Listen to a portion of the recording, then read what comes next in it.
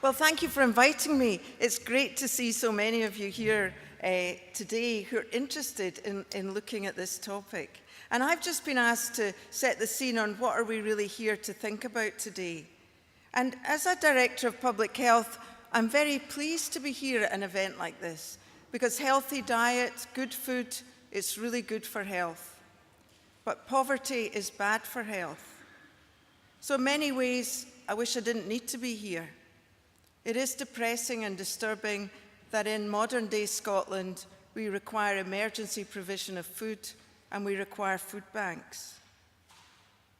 And that's disturbing on so many levels, but Nick Saul from Toronto, from the STOP project that I think you'll hear more about today, later on, said, most people who have to visit food banks say it is a slow, painful death of the soul. And over the past few years, as you all know, we've seen a rise in the provision and the need for food banks. The Guardian called 2012 the year of the food bank, the dawn of a new era of emergency food provision, and it has continued since then. And food banks were set up as a very legitimate and real response to the growing need. We're living in difficult financial circumstances. We're living through what is probably the most punitive welfare reform that we've seen since the welfare state began. And we know that many people who attend food banks say they're attending because of benefit sanctions. Last week, I attended the inaugural meeting of the Welfare Reform Network, part of Policy Scotland. And at that event, David Webster talked to us about the scale of sanctions. And he showed us that 6.5% of JSA claimants are being sanctioned every single month. And that has increased 2.75 times since 2010. More than 1 in 5 of all JSA claimants have been sanctioned in the last 5 years. And a third of those who are sanctioned more than once. So we're seeing more sanctions, and we're seeing sanctions that are applied for a longer period of time. And it may get worse. When universal credit is introduced, it could draw another 1.2 million people into the sanction regime.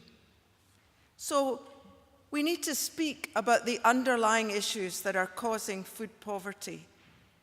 And how can we influence them? How can we prevent this punitive regime?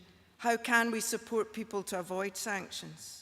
But there are other drivers as well as welfare reform behind the increase in the use of food banks. As you know, we're seeing more and more in-work poverty, more people experiencing poverty despite having paid work. And that's because of the low wages, the insecure jobs, wage stagnation, the increase in the cost of living, especially in food prices, and especially often in healthy food prices. We have to also consider today the local retail and transport infrastructure in order to bring about sustainable solutions. And we should remember that accommodation status and access to adequate cooking facilities will also influence whether somebody is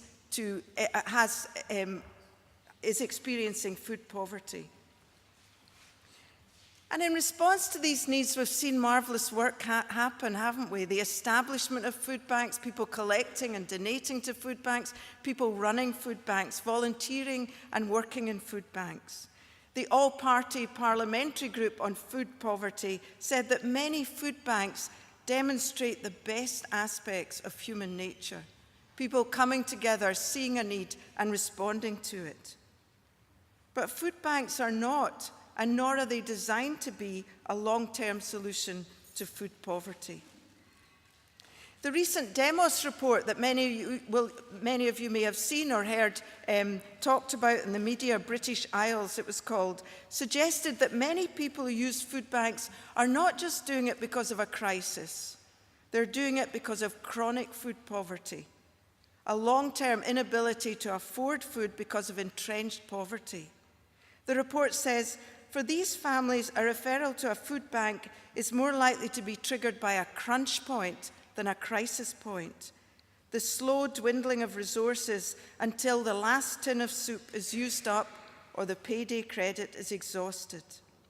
For those in chronic food poverty, 9 days free food a year may be a vital lifeline, but their food bank voucher does not address the problem faced during the remaining 356 days, that incomes are not stretching to afford adequate food for their families.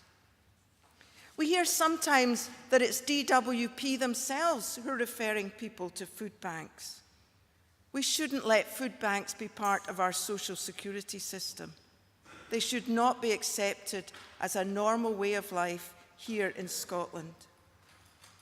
Many people who go to food banks need a lot more support than just that access to and provision of food.